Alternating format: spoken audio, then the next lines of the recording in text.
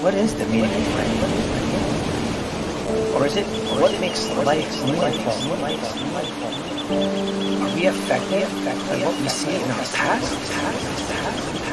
Or by what we can't see in our future? Is anxiety and depression the cause? Or are they just the effects?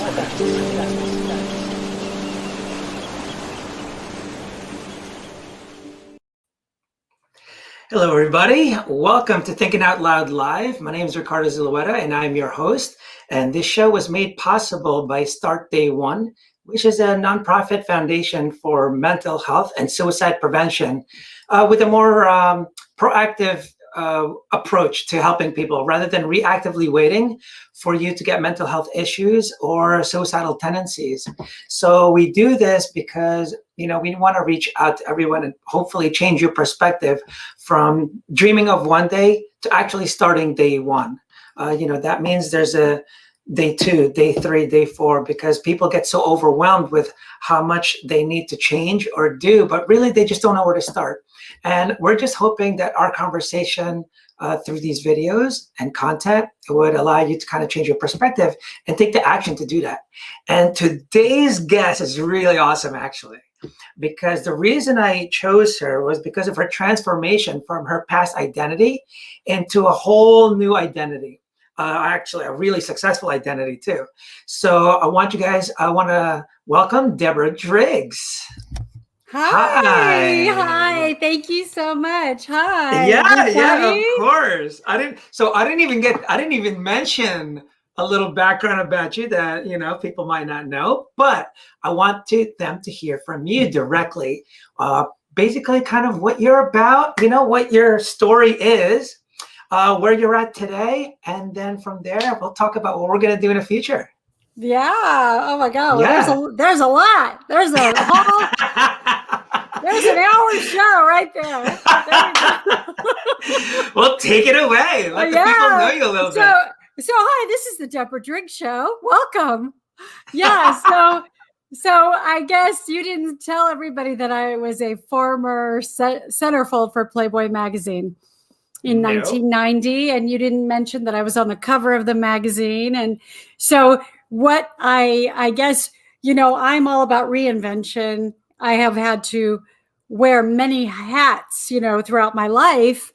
And how does a girl that was on the cover of Playboy end up top 5% of sales in life insurance? It's like there's nothing sexy about life insurance, yet I have this background that propelled me to business. And it's funny because when I first started out, I started in real estate and had to go into some type of business because I had 3 kids to raise, and I was divorced, single mom, raising my kids on my own.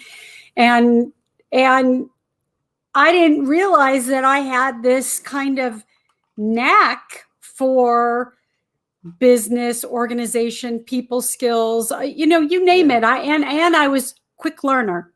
So, I could talk my way into situations that really, I maybe should not have been in. Like I worked with the number 1 guy in real estate and told him, I said, hey, my thing is I'm really good with people. And he had at that time 22 listings. And so he said, well, my God, if you can manage my listings, that would help me to do what I want to do, which is marketing. And he loved to be on the computer. And I said, I don't even know how to work a computer. And that was the truth. I had never worked in an office. So I didn't even know how to fax. And so he said, I can teach you all that, but if you can handle my clients. And so I became kind of the person in charge of handling all the listings and the clients and all of that. And who knew? I didn't know that I had I didn't know that I had it in me to do these things because business is not a part of my background. But as I got more and more confidence and really started to understand how this whole business world worked, I used to joke and say, I shouldn't have been an actress. I should have been the manager or the agent because because I really do. I liked putting deals together, and I'm always listening and curious to what other people, and I would have clients fly in. I'll back up. I worked in a second home luxury market. And so we would have clients fly in from the East Coast, from LA. And I was always curious about what their business was. Like, how can they afford this second home that's like 2, 3, 5 million? Like, I couldn't understand that world. I could barely afford to live in one house, let alone. So I got so curious. I was like, what do you do? What business are you in? And I would get to know my clients. And when you do that, when you take an interest in people and you really ask questions and you're curious, you learn so much. And all of a sudden, this whole other world that I had never been exposed to opened up to me. That's awesome. Well, that is just, where you're coming from. Like, so the biggest thing, like I mentioned in the beginning of this, is I really wanted people to know, because a lot of people kind of have this self-limitation on their belief systems, right? On who they are. And people have this notion that everything they are is based on the past, what they've done. And it's totally not true. It's actually trying to be, right? And all your choices, right? It's funny that you say that, because I just posted something on social media where it was a photo of me from 1990. And I wrote underneath it, the past does not equal the future. Because who I was in 1990, it's almost like I look at those images and it's almost like I'm meeting that person for the first time, because I'm not that person. Right. And by the way, I'm not the person I was 2 years ago. I was just about to say the same thing. You're not going to be the same person today. Deborah today is not going to be here 5 years from now. It's going to be something else. Who knows what I'll be doing 5 years from now, and I have continually reinvented myself. And like, I'm just always like, okay, that sounds good. Yeah. And then I'm like, okay, well, should I, and then, I started learning how anyway, I've gone from working in a spa to getting my real estate license to working in print procurement, being VP of business development for a print company. How do you come up with this? And then from that, I go into life insurance, and I remember thinking, I'm still trying to wrap my head around the print procurement, and now I'm in life insurance. And, it's like. And it's funny because, and that's what people don't realize, like, we're just a product of our decisions, not our environment, not even our past decisions. Yeah. It's really what you're trying to be. And so that's why on this episode, this is what I'm trying to emphasize mostly, is that everything who you were, what you're doing today, is going to be irrelevant in the future. But what I do recommend is that the future needs to guide you. Yes. You need to learn from your past, and then you execute in the present. And that's what you need to do. But most people will say, like, oh, I don't know what to do. I'm lost. And they feel like they're lost. And so every time I hear someone, and every time I hear that, the first thing I ask them, I always ask them and tell them, well, you feel lost. What do you do when you get lost in a car? Do you just put it in park? Because that's like what you're doing now. When you're lost in the car, you go, where am I supposed to go? So first question is, where are you going? This is the funniest thing to me, is like, this is a metaphor for like a GPS, right? We put in the GPS where we want to go. And the GPS is telling you, turn right. And we're just like, no, I know. Not right now. I'm going straight. And, then we end up in a ditch, and the GPS is like, turn it over, man. I said to go right. Make a right. And then but the best part about it, though, is even though you don't take that right, it'll say reroute. Yeah. There's always a way to get there. So you may have missed it in the past. You may have messed up, made mistakes, but there's still a way to get back. It's such a great metaphor, because it is we have to have a map. And if you're just like, aimlessly like driving and not taking any direction whatsoever, Right. you Right. are going to end up in a ditch. And I've been there. I've been in the ditch, and it's a bitch to pull yourself out of a ditch when you're already in it. And you're like, okay, if I would have just taken that right turn, if I would have listened to what I knew, and so you have to have a map. You have to like, okay, this is the map. Here's where I'm at. Just stay on course. Right. And I have found, just from past experiences of losing everything in 2008, I had everything in my real estate at that time.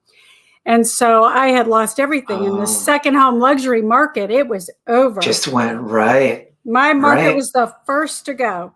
And so, and it was like, okay, I literally had no money, couldn't support my kids. They had to go back and live with their dad, and I had to reinvent, come up with something. And I went from everything, literally from working on a yacht, cleaning bathrooms, ironing sheets, to awesome. Yeah. That's awesome. To, organizing people's closets, to, I would do anything to make $1, really. And so, and I would, and I'd get down on myself. I'd be like, how did I go from being like celebrity status? And I'd be like cleaning the bathroom, and people would be like, Deborah, you gotta iron the sheets. I'd be like, okay. And I'd be like, I used to be a cover girl. This was me, What happened? Those days are over, It's like, and to me, it's so admirable seeing that, because it reminds me, because my wife did the same thing. So in her past life before me, she had the 100-foot something yacht. She had the Lamborghinis and this with her ex, right? And she completely left everything, just took her clothes and animals, and that's it. And because she didn't want any ties, any excuse to talk to, nothing. She just wanted out because she was miserable, unhappy, and everything. And she went from being served on a yacht with a crew, chef, and all that, to serving people, bartending. Maybe I served she went back into I served her. Maybe she served you too, because she bartended. So, but it's maybe it was her bathroom I was cleaning. Yeah. But to me, it's so admirable, because you went from here to here, and there's so many people that won't even go from here to here. I mean, a small little move. They'll complain they're broke in this, but look at your awesome looking car. Do you need that car? Do you need those Jordans? Do you need that outfit? And I see this all the time, and it amazes me when they complain about being broke, and they just cannot almost demote themselves. And it's not even like a big thing, because no one really cares if you do. They really don't. They really don't. No one cares.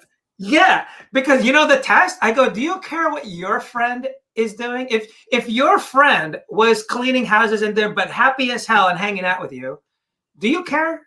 Not really, because they're happy. It's when they're miserable. It's when they're complaining. It's when they're doing all those things above. And really what you saw was, okay, I need to make shit happen. 2008 kind of sucked. But what you did was rerouted. Yeah. And what I tell people all the time. I went, so here's the deal. I had a pity party. It lasted a little bit too long for my liking, because I am one of those people that could always figure it out and pick it up pretty quick. But this time got me, because now I had 3 kids involved. I felt really, lost, and I felt like a loser. I really did. And I was telling myself these stories that were not helpful.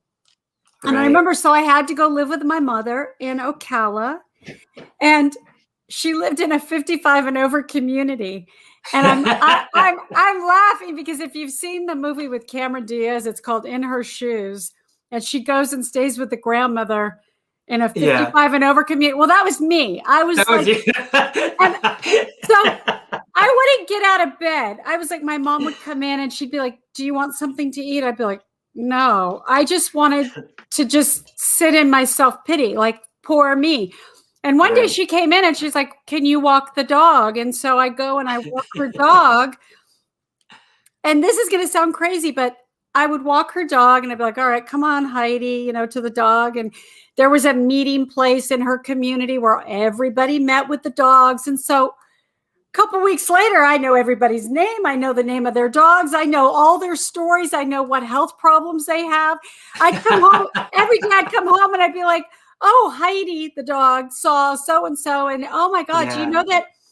But what they were saying to me is things like, oh, your mom must be really happy to have you here. That's so nice that you're here visiting your mom. Yeah. Our kids never come and visit us.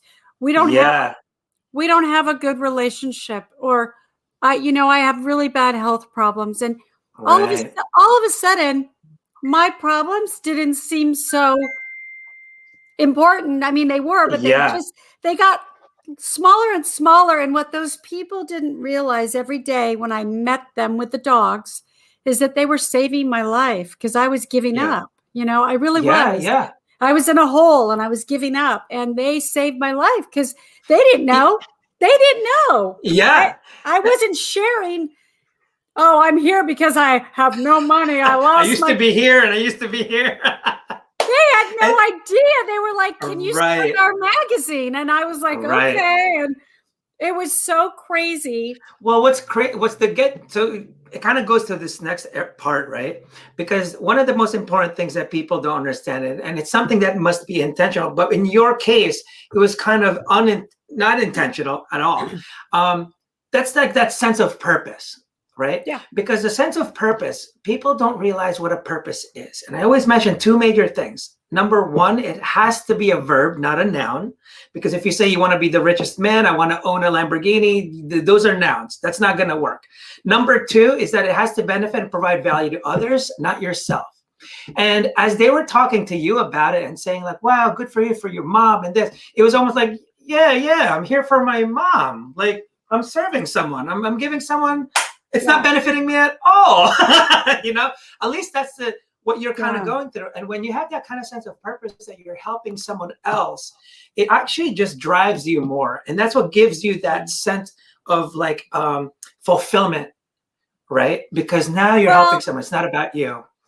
Going back to the Lamborghini. So anybody listening right now, and I guarantee if I said, okay, when you bought that car, whether it was a Lamborghini, a Mercedes, a Range Rover, whatever the hot car is, I'm not into cars. So whatever and you bought it, how long did that feeling of like, I made it last? Was it an hour?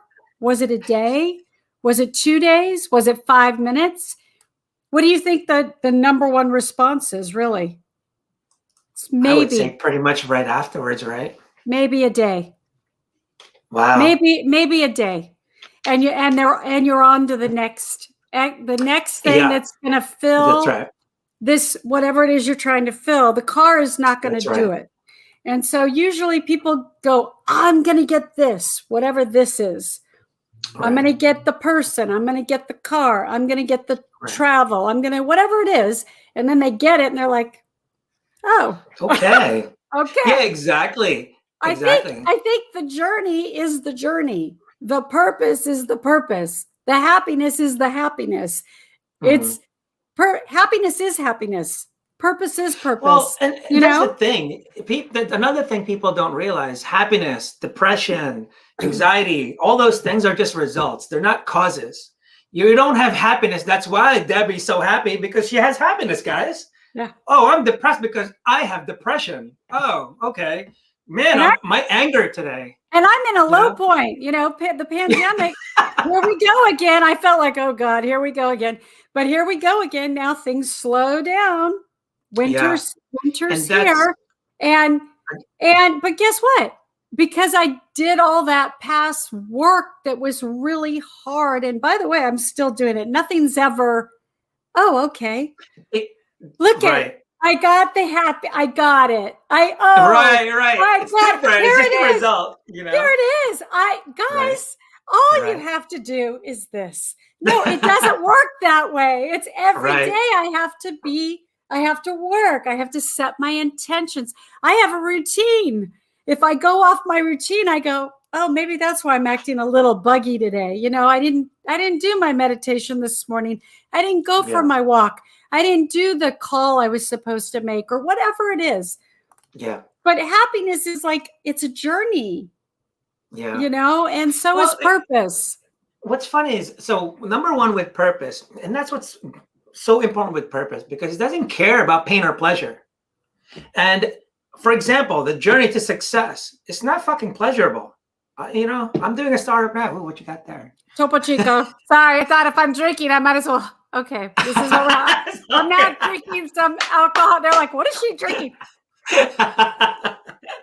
Yeah, so you know, people don't understand. Like, you know, when you have a sense of purpose, it doesn't really care about pain or pleasure. You know, I mentioned that Elon Musk almost lost all of his money because of his purpose, because it's trying to benefit other people. It's not about you at all. So that's very, very important that people understand.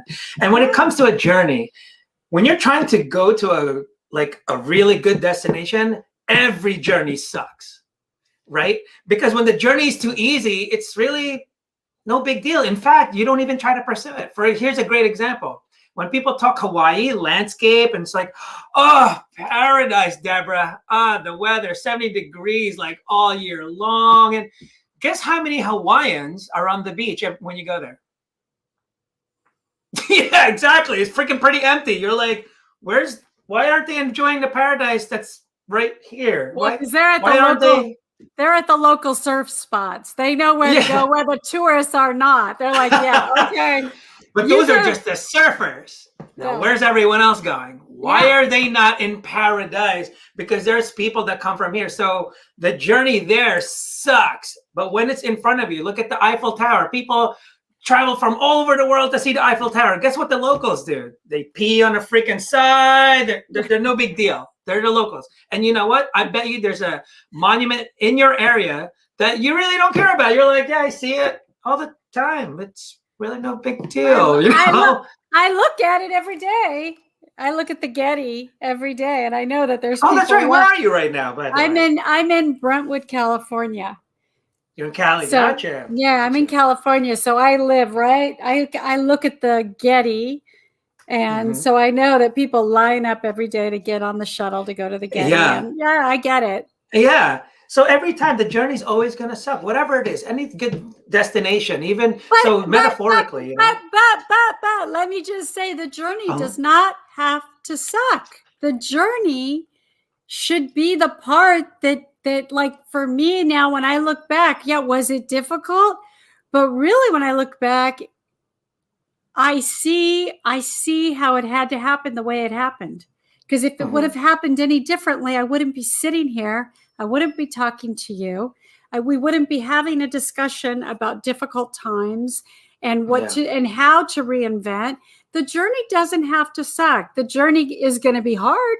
It's going to be difficult. If it wasn't, everybody would be doing it. And that's what I mean. It's like, it's almost, it's impossible, because it's almost difficult to do that. Like, I'm pretty sure Elon Musk, that sucked, almost losing all of his money.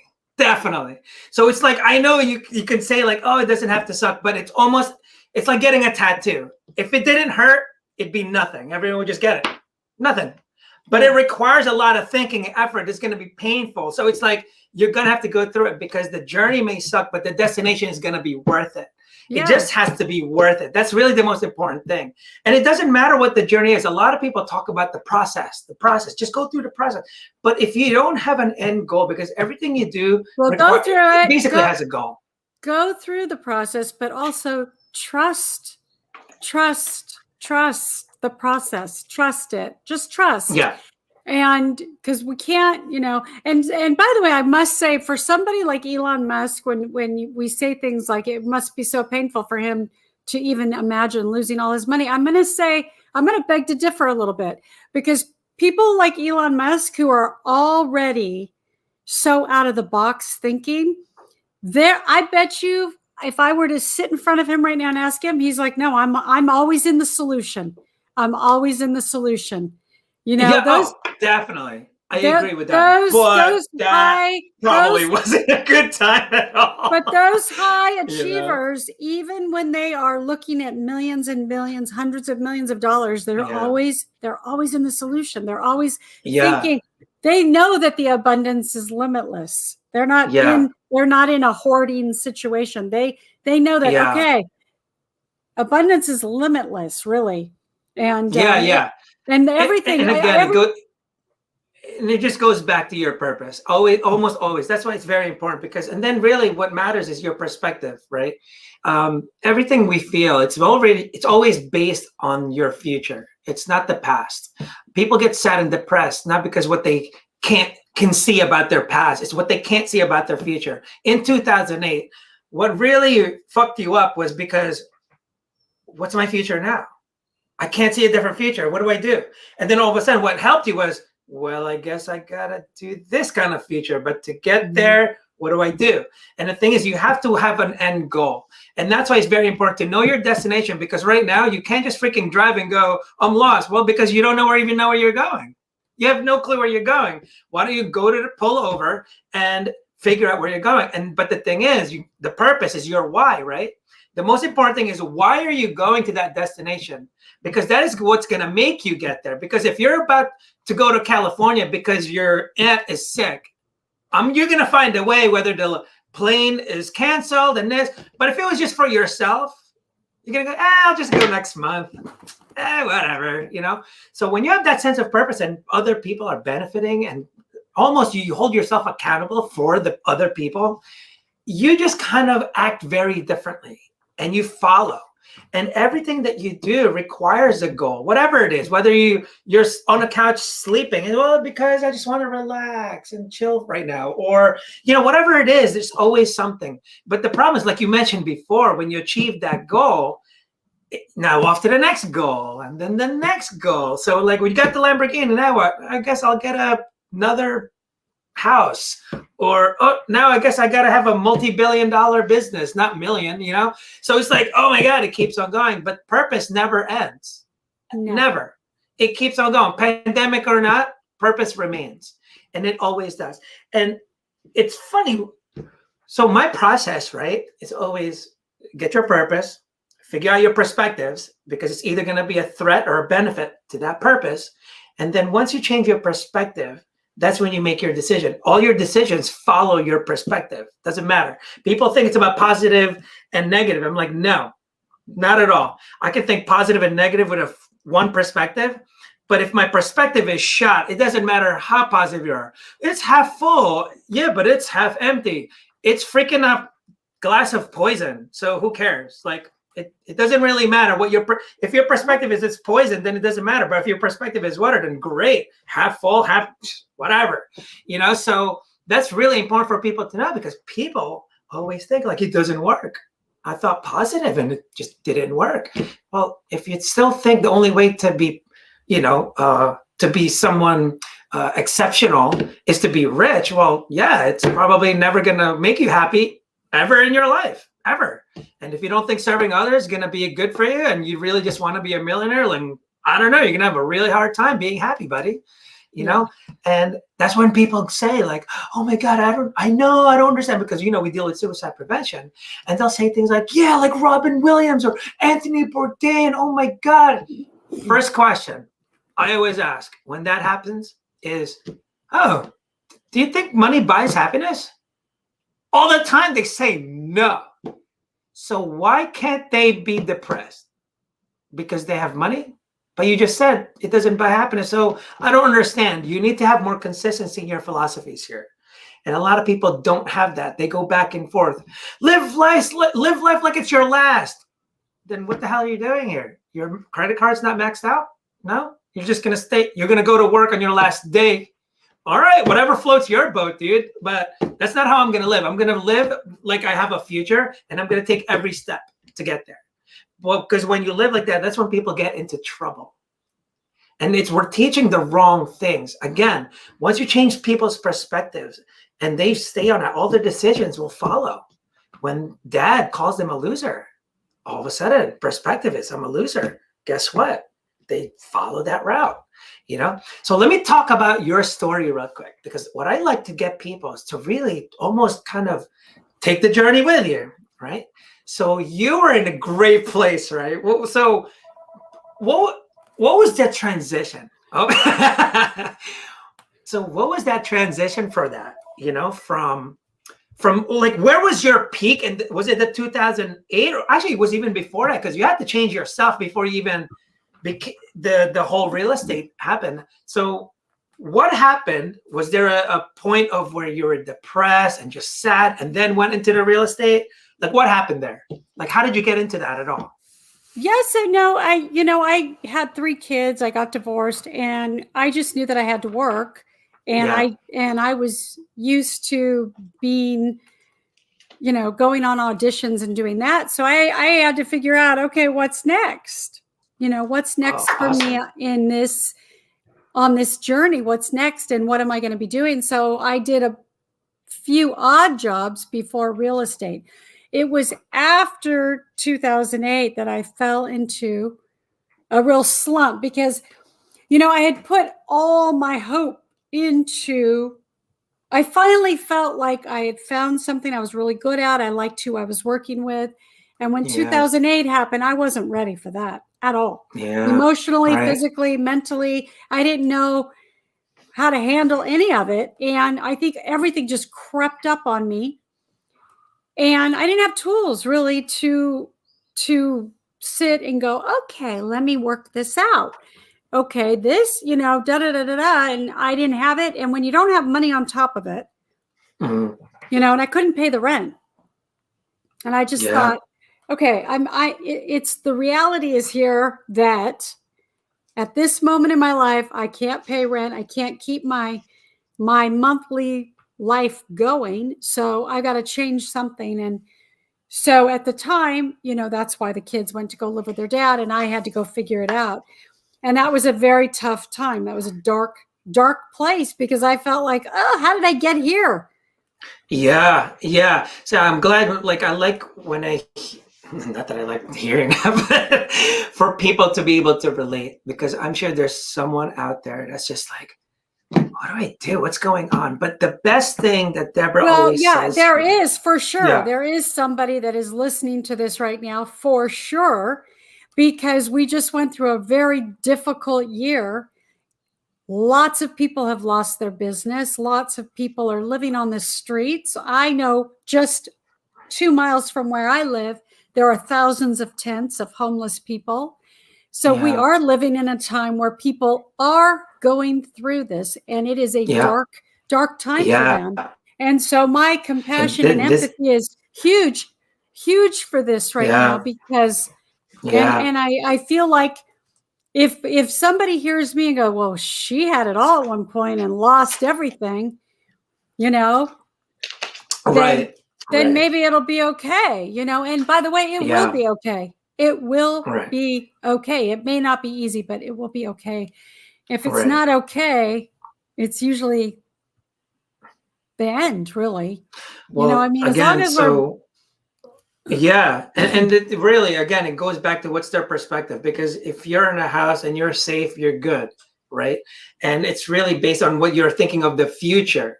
Like, what's going to happen now? I don't have a job, the pandemic, everyone's going to die. If that's your perspective, well, yeah, you're going to really have a hard time adjusting. It's and you're fear. not going to adapt. It's really, it's fear, and I get it, And fear is always future-based, right? And what that does is give you a fixed mindset, and it doesn't allow you to grow because you want it to the way it was, but it's not.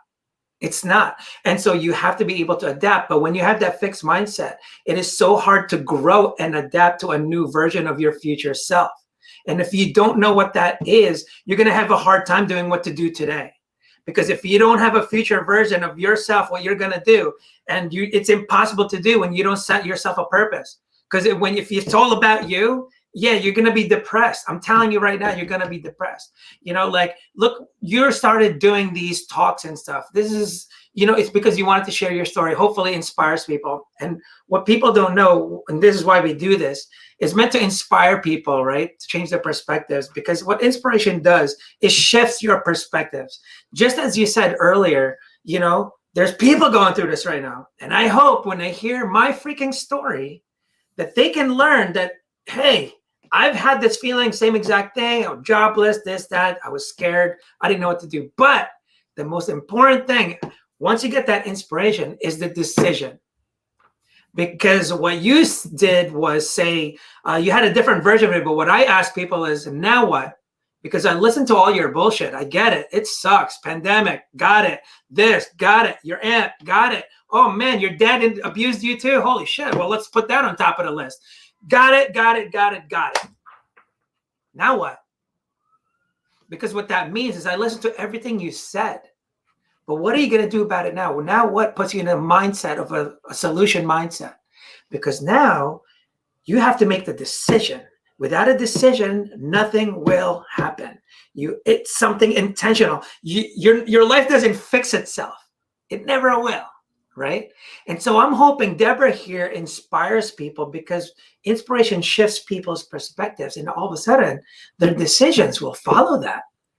And then they're going to go, oh, there is something. Yeah. Well, here's how I feel about this, and I have so much compassion that, because I think when you have gone something traumatic or a loss, people losing a business is like a death. Yeah. It's something that they put their heart and soul into, and now it's gone. Yeah. So, nothing really needs to be decided right at the moment. I always, my suggestion is to take time to grieve loss, and even losing a business, losing money, whatever. These things, I think in the past, I personally was always in a rush to bulldoze through these things. But if you don't take the time to grieve and to really look at the situation and create a new map, those things are just going to keep popping up. They do. That pile that gets pushed aside will just keep creeping up. And the other thing I want to say about purpose is, you don't have to, for me, I don't go to search for purpose. Purpose just is. It's kind of like when people say, when you do this, you'll be happy. No, happiness is the way. Mm-hmm. And that's how I feel about purpose. Purpose is the way. Because when you're doing things every day towards your creation or towards your goal, that's keeping you on purpose. It's keeping you in happiness. It's keeping you on purpose. I don't think, when I have college kids all the time that say, I just want to figure out my purpose. And I go, let it go. Purpose is the way. Your purpose is what you're doing. And we have so much focus on that I feel like when people, because I know for me, I still don't know what my purpose is, and I'm 57 years old. Yeah. I just know that I am purposely driven, and I know that can really put kids today in a big depression slump, because they feel like, I don't know what my purpose is. I don't know what I'm supposed to be doing. Yeah. So here's the problem. I have to be really careful with that, I think. I'm going to have to disagree with that, because after all the research and all the, everything that I've learned, purpose, you will never find it. You have to create it. It's just like a startup. So any startup business, every investor you look at, they're going to love mission-driven businesses. It's a big thing now to talk about mission-driven, purpose-driven startups, because without it, what happens? They don't make it. Why not? Well, you just said it, purpose-driven. Yeah, because purpose is long-term. It's infinite. It doesn't end. Yeah. And that's the biggest thing. But you have to understand. That's what I'm saying. That's what I say. Like, I can't find my oh, there it is. Yeah, I got it. Right. But the thing is, it has to be created. You don't just start a business and go, I'll find my purpose for this business someday. It'll happen. Like, no, you actually have to go, what's the purpose of this business? Like, how am I helping people? What am I going to do and that's the problem. People understand, like, oh, it's your why. You have to have your why. Yeah, but maybe you might want to teach them how to create a why, because they're trying to find it and they're going like, I can't seem to find it. I'm a college student right now and I can't seem to find my purpose. Well, because you don't have enough experience. You need to expose yourself to so many things. And the thing is, you're going to figure out, how can you help people? It starts there. For people that don't know how to figure out the purpose, you're saying like, oh, it's rough for kids. No, it's not. It's because you think purpose is for yourself. That's the problem. Let me clarify. I didn't say it was rough. I didn't say it was rough for kids. I said we have to stop focusing on finding this soul thing. Yeah, no, but that's what I mean. I need to find my purpose. It's too generic for me. It's like purpose is the way. What you're saying is correct. When you're purposely driven, it just flows. And that's what I mean. It doesn't just flow. You actually have to take the time to create it, because if you don't take the time, you have to create a purpose. It doesn't come to you. It doesn't. It's just like, it just doesn't come from anywhere. You have to create it. A purpose is actually created. Exactly. Like Airbnb didn't come up with their mission because all of a sudden they have this mission. Like they actually sat down and said, hey, we need to figure this out. What are we trying to do? Oh, it's a place of belonging. They didn't say, I want to be the best marketplace to sell rentals. They actually built that business off of a need that was needed in San Francisco at the time. I know those two guys. There was a niche. They didn't know, they didn't go, our purpose in life is to create a place that, no. Their business started because a conference was being held in the town they lived in. Oh, I know the story. Yep. Yeah. And there were a lot of people that didn't have a place. And so they put mattresses down and had in their apartment.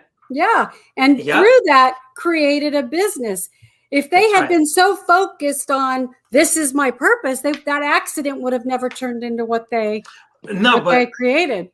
But they wouldn't have lasted as long. Is my Nobody point. Nobody wanted them to, by the way. Because it's long term. They had a lot of competition. So how did they keep going? You have to be purpose driven. And they took down to go, what is our purpose? It's definitely not so we can put couches and make people sleep on couches. That was not the purpose. It was like, and so now their mission, which basically is the purpose, except it's for a business, is to give people a sense of belonging. And all of a sudden, what happens? They have experiences now on Airbnb. They wouldn't have thought that. So that's what happens when you have a sense of purpose. Things come to you. But the biggest thing is like, people tend to think that when you're in a bad place, people love to hold on to excuses, right?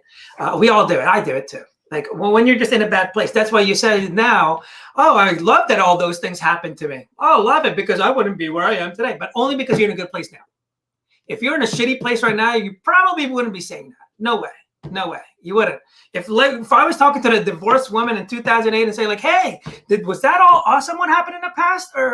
And you're going to go like, no, dude, I'm in a bad place. Why would you say that? No one ever says, hey, Deborah, everything happens for a reason when you're in a shitty place. Oh, when you're in it, when you're totally in a really dark place. Yeah. Even when you know the answer, even when you know I should just do that, you can't see straight when you're in it. Of course not. Right. Exactly. But even and if I give you an excuse, even worse. But I just love when really horrible things happen to the same experience happens to 2 or 3 different people and they all have different experiences. I love those stories. I love those stories because it just goes to show we can all change our story anytime we want. Yeah. And it goes back to my point earlier. It's based on your perspective. Always look at every motivational speaker. There was a shift in their perspective that made them act differently. All of a sudden they decided like, what's his name? Goggins. He's like, I just didn't want to be my dad and this and that. And I made a decision. I mean, he still has to kind of forgive his dad, but that was a step in the right direction. But those are the kind of the things, again, it always goes back to a decision. Until you make a decision, not a fucking thing happens. And that's the kind of the thing behind the brand that I'm wearing now. It's, it's Phuket clothing. But the reason it resonates, everyone's exposed to motivational, inspirational content, but without a decision, it's really nothing. And fuck it is a phrase that we only say only until after you've already made a decision, because you're confirming to yourself that you're going to follow through and commit to it. You never back out when you say it, because the only reason you said it is because you're already committed. And without that mindset, you'll never leave that job you hate. Without that mindset, you'll never have, pursue a different career. You're never going to leave this bad relationship, because it always starts with a decision. That's why we have start day one. We're not saying, hey, start day one and you're going to leave that person today and quit that job today. Like, no, what I'm saying is once you decide to quit, I'm telling you, the boss is not as annoying. your resume all of a sudden goes out because you never look for the solutions to make a decision. What you do is reverse. You make the decision and then the solutions happen. Always. Always. It's never the other way. I'm pretty sure every podcaster didn't go like, let me research podcasting before I invite Deborah. Right? They go, I'm going to start a podcast. Fuck, what do I need? A mic. I need a mic. Write that down. And then all of a sudden, all these things happen. Kind of like with what happened here. So I'm curious now that we're talking about this, and it's always, there's that moment, you know? So in your case, in your scenario, it seems like it was after talking to all these elderlies and almost shifting your perspective and not feeling like this low life and useless. All of a sudden you have this like, oh, I am a value to the world. Like, what was your perspective then that kind of made you go like, all right, it's time to move on. It's time to make things happen. Like, because you said you were in a bad place, but what shifted it? Like, or what was the decision after that? I think, just getting up every day and moving and getting out of this and into this, just moving, changing perspective, talking to other people, getting curious about what's going on in their life, getting the focus off myself. But, it didn't happen overnight. I mean, I had to do a lot of dog jobs. When I say that, I mean, I did stuff that was like, I never saw myself having to do. And, and even doing that, I have to say, even doing those jobs at the time, I was thinking, my God, I can't believe this is where I've ended up. But, but I will say this, I wasn't thinking about the dark thoughts from just doing nothing. Yeah. At least I was doing something, Right. And that's the thing that I think I'm hearing when you speak is that if you're just doing nothing comes from nothing. Something has to change.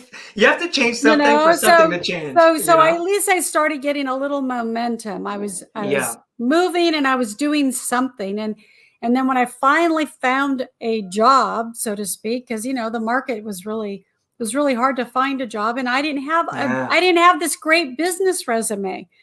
I had to build a life resume. I had to sell Deborah. I had to sell myself.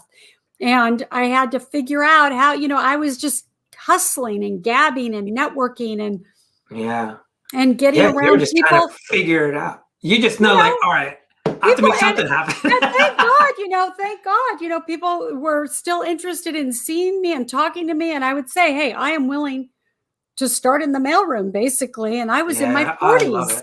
And I said, I'm willing to start in the mailroom. I don't care. I just need to work. I need a paycheck. I need a job. Yeah. And awesome. that was the momentum that got me going. And I meant it when I said that too. People were like, okay, Deb. Yeah. Okay. Right. Yeah. Right. I was like, no, I'm serious. Right. No, because you're not getting it. Like, I need to work. I'll organize your house. I'll be your assistant. I'll do that. I would create a job for myself. Yeah. No, you're a rare breed. There's a lot of people that don't know how. For a girl that barely graduated high school and was in the entertainment business, to go into business, and then, I was like, one thing I knew is I had street smarts and I was smart, and I picked it up quick, whatever it was. And so, it's just the art of selling. And I did not put my phone down until I had somebody that wanted to give me an opportunity. Yeah, no, that's awesome, because I have a funny story about this too, because I have a friend whose son is somebody like her son or her son's friend is starting a new job in LA. And the goal for this job, and this is a true story, and I just go, what? But the goal for the job is they're selling solar panels or something. Yeah. And they have to make all these welcome calls. And they have a certain amount of time in order to make these calls. And the time limit was running out or something. And I'm listening to the story and I'm going, I don't get it. And she goes, well, he has a job and he has to make a certain amount of calls by a certain amount of time. And I'm like, I still don't get it. And I'm not being facetious. Like, I really don't get it. Yeah. Because for me, this is my mindset, and maybe I live on another planet, those calls would have been done in one day. Right. So I don't get it. Like, I don't get it. I don't get What do it. you mean? Like, why are You they know, it's giving them a funny. time limit? What's You with the sound like time my limit? wife. My wife is the No. same way when she sees people working, because you guys just have this incredible work ethic. And when she looks at people, it's just like, oh, why can't you just do it? I don't understand. Like, why are you dilly-dallying? She's like, get it done. Like, sometimes when she was bartending or whatever, she was, someone would walk by and something's on the floor. Like, pick it up. That's not my job. Who? Yeah, But that just this blows is my your mind. But you work in this restaurant, but the more that happens, the less customers are going to keep coming in here if you make it look like trash. So it's like, just put it in. So she's always the one cleaning the entire place, So it's just that work ethic, and it really is just, it just comes from you. It mind boggles me that there's so here's what's lacking today in this. And by the way, I have kids, so I see it. There's no sense. There's no sense of urgency at all. Yeah. Like, I'm still like, oh, I got to get this done. Yeah. Today, I'm still like, I got to get this done. I have a whiteboard filled with things that have to be done. Yeah. And there's just no sense of urgency. There's no sense of like, I got to go make money type thing. And I got to pay a bill. And I'm just, that kind of always happens when you're young, though. Because what happens is when you're young, the scarcity of time doesn't hit you.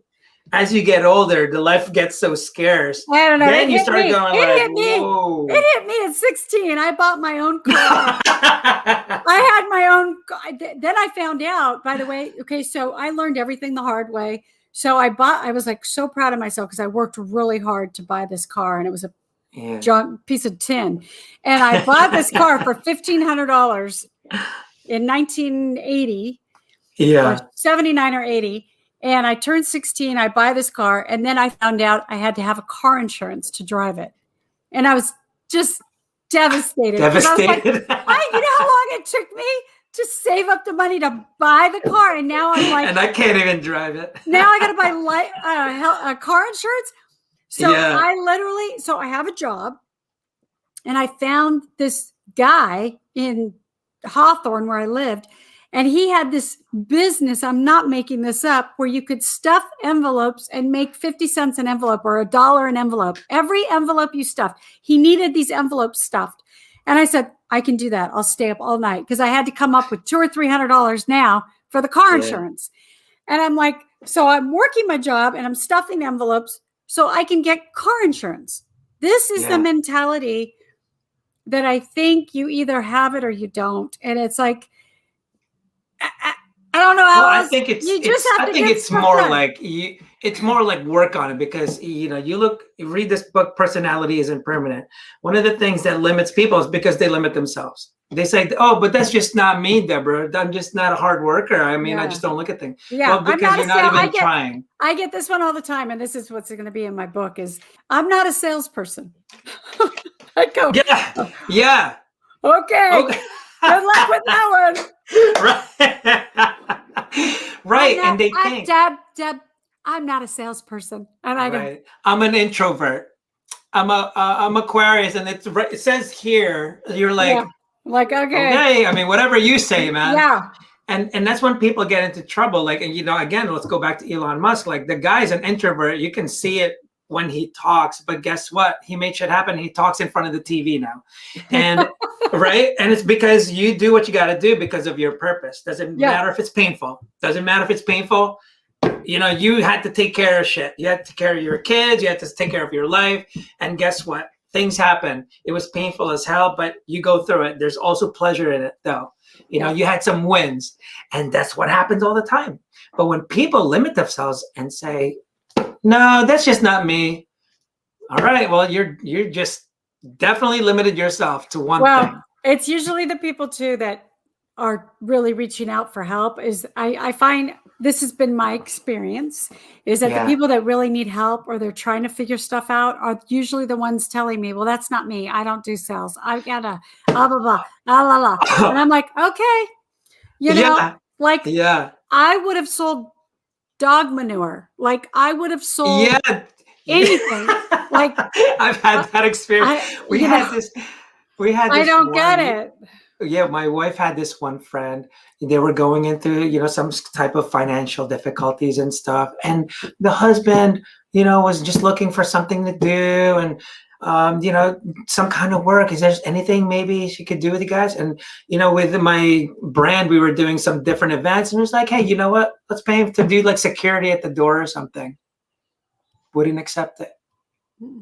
I know. It was too low. It was, Yeah. it was too low. So Not that kind of job. when you ask for help, when you really do reach out for help, Yeah. I would say that my advice, and because I have people all the time come to me and they want help, so now I've learned, because I used to just want to help everybody, Yeah. but I've learned now to get more curious and say, well, what kind of help are you looking for?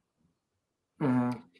Because if they don't know, then I say, when you figure it out, let me know. Because I don't know how to help you unless you know what kind of help you're looking for. If it's just, if you're looking for a job, if I need to know what kind of job, I have connections all day long, but I can't help anybody that doesn't know where they need specifically the help. Yeah. And really the that question really, is, so for anybody listening, just get real specific, write it down. What is it that you need help with? There are so many people out there. There are so many mentors, and we want to help. I want to help, but I've learned that I usually get bit if I don't nip it in the bud in the beginning and say, well, what is it that you need help with? Yeah. Because I can't just. Yeah. I think more importantly, the question would be, well, how can you help people? Like, what do you want to do that to help people? Because you have to want to help people. Like, you have to want to help, because again, it's like, that's where purpose begins. Yeah. Because you want to help someone, because people that don't know what their purpose is, like, can you help someone today? Like, how can you help someone today? Is it carry bags for the elderly?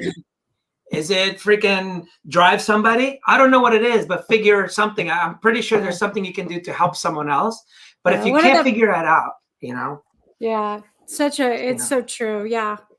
Yeah. And then and that's where it goes. And then all of a sudden you just see a different future. And like what Deborah was saying, for anyone watching, is like, you have to expose yourself. That's where inspiration comes from, because there's a difference between inspiration and motivation. Inspiration shifts your perspective unintentionally, almost indirectly. I don't tell you what to do. I don't inspire you by going like, Deborah, you have to do this. You have to do this. People fucking hate that when you're not ready. When your perspective hasn't shifted yet, me telling you have to do this, and this, and this. Yeah, but that's what's going to happen. Yeah, but I'm this though. Yeah, but those are the people that you've been seeing, right? You motivate them after the decision. That's the difference. Motivation comes after the decision's been made. I'm always like, I put it on everybody out. It's like, what do you think you should be doing? Yeah. Where are you going to get motivation from? What motivates you? Yeah. Well, the good thing about that. How can I help you motivate you? What is it you need from me to help with this process? And I think having kids has kind of helped me in this a lot, because learning to ask the right questions and get really curious, because half the time, this is the funniest part about it, is that half the time my kids come to me with something, they really don't even they don't want me to even open my mouth. They just want to do this, right? And then I, in the past, would exert all this energy to be the fixer. And so what I've learned now is I say, oh, is there something that you need from me? And they'll go, no. And they'll be on to the next thing. Well, what's funny, what you do great. But so I think in life, that's such a great metaphor. It's like, sometimes we just need to let people say what they need to say, and then just be really curious. Like, is there something that you need from me? Did you need me to give you advice or give you motivate? What is it that you need from me? And I swear to God, 9 times out of 10, it's like, no, I just wanted to get that off my chest. Yep, exactly. Okay, glad Good for you for doing that. No, that is a great thing they do, because a lot of parents, and I tell them when they're in a bad place, I'm telling you, do not motivate them. Yeah, but you're so pretty, Deborah. You're gonna be all right. Don't do that, because now you're the most annoying parent. You're the most annoying parent now. because that doesn't do anything. They just want to release. But what you do that's awesome, and I think this is actually what helps you out in sales, is because you ask questions. Yeah. Because you're never going to know the benefits if you don't know what the pain is. If you have no idea anything about your customer or anything idea about a person, that's why you ask a lot of questions. Well, what do you do? Well, how are you feeling? What are you doing? Because no one fixes themselves. And in sales, all it really is you're shifting their perspective and going like, well, until I know what's up with you, like, I don't know what kind of benefit, because if you just give them all the features, they're going to go, yeah, I don't need that, because you didn't make them think they need it, because you don't even know what their pain is. Unless you know what their pain point is, you can't go like, oh, so if you didn't have this, this is what's going to happen. Yeah. You might need insurance, man. Like, so it's like, that's kind of like what happens. But the best thing when you talk to people, mental health and stuff, we never fix anyone. We never fix their problem. Everyone fixes themselves. Not a therapist, not a book. You don't eat a book and all of a sudden feel good, right? What you get out of it is it shifts your perspective and go, huh, really? I didn't realize that. And all of a sudden you change your decisions afterwards. Yeah. And so I think it would be pretty impossible to fix anybody. I don't know. You'd have to be like some special powers. Okay, right. You are fixed. I got you. Right. Just stand there. I got you. Next. I'll fix you. Like, yeah, that's impossible. Yeah, it's so amazing what you've gone. It's really amazing what you've gone through, because I didn't realize up to what extent, like, you actually did the same thing, like kind of what my wife went through, and I mean, it's heart-wrenching, but it's like, I think it's just that crazy work ethic that you guys do that surpasses everything. It's like, I don't care. She says the same thing. When she had the yacht or whatever, she was stepping in shit because the thing, and all the crew members were like, miss, what are you doing? It's like, well, let's go. This needs to get fixed, so I'm in it. Like, what do you mean? Yeah. Like, let's go. So, but I think people just really need to understand it. Like, they need to kind of lower their standards, not even their standards, but their pride, and go, what you need to do something to make shit happen. And if sometimes you have to take 2 steps back to go, 1 step to go forward, you're going to have to do that. And if you don't do that, it's like, well, that's your own fault. Then keep saying you're broke with your Jordans. Keep saying you're broke with your nice little car. Like, okay, but if you're not willing to go back so you can keep your house, you'd rather lose it than, all right, I don't know what to tell you, dude. So, but I hope everyone learned, and got inspired by Deborah's story. Yeah. It's really awesome. And I'm pretty sure you guys are going to now Google her up and go, Deborah Driggs, what the hell, man? You're like, 5%. Wait, that's not the same. That's not the same girl. Oh, that's cute. It's me. I think it's amazing, man. From there to top 5% in the whole industry, or in the country. What do you? I sell life insurance. Country. Yeah. So I sell life insurance, and we have a niche. We have a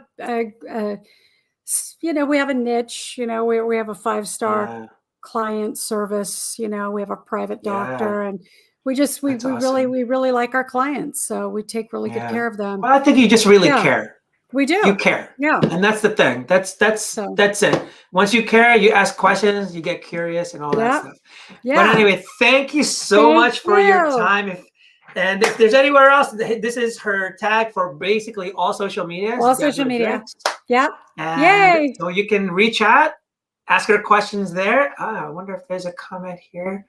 I don't know who the person is, but it says someone said hi, Deborah. But anyway, until next time, thank you so much, Deborah, for all your time. We really appreciate it. And I hope everyone has learned something. And until next time. Thank you so much. You're welcome. Bye-bye. It's a pleasure. Bye-bye.